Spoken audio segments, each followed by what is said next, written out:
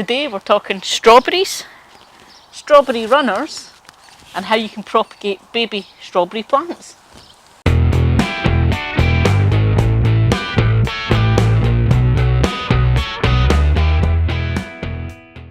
Hey folks, we're in the strawberry bed today because I want to talk to you about these. These are called runners, and if you're new to growing strawberries you might be wondering what's going on with these. Basically, you'll see loads of them here. Okay, the plants put out these runners. This is how they reproduce plants, and you'll see a new one will only have this little bud on the end. Okay, and as it hits the soil, that will root and become a new plant, like you see what has happened here. So there's two basic things. If you want new plants, say your bed has had strawberry plants in it for about 3 years, and they say that your plants should be 3 years and then you should replace them. So you may be thinking, this is my 3rd year and I'm going to need new plants for next year. In which case, you could leave these runners going and grow new plants from them. And I'll show you how to do that.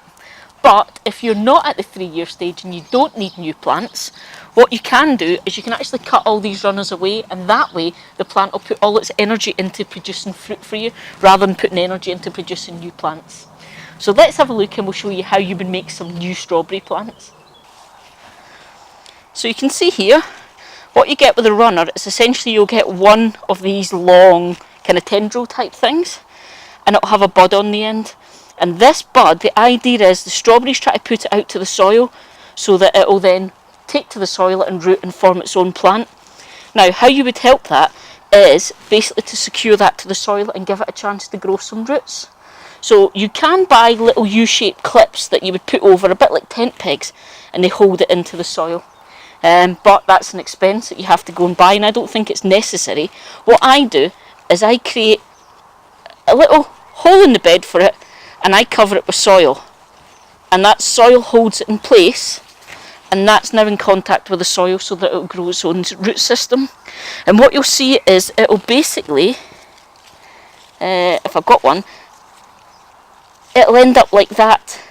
If that had been in the soil, you can see here this is forming a whole new plant with new leaves.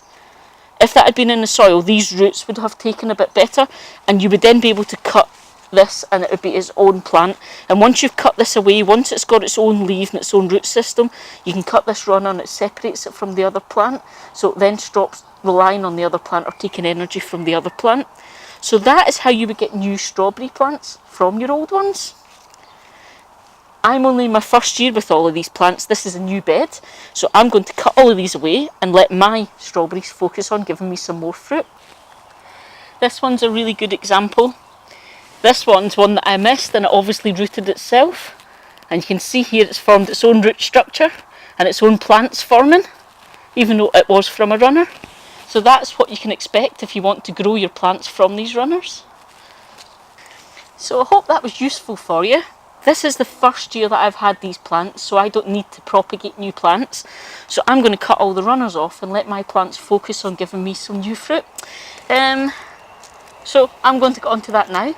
But I hope that was useful for you, and as always, if you liked this video, give it a thumbs up and let me know. Subscribe if you want to see more videos like this, and please feel free, put some comments down below, have a chat with me if you've got any questions or you've got any advice for me even. This is a two-way street. But until next time, happy gardening, see ya!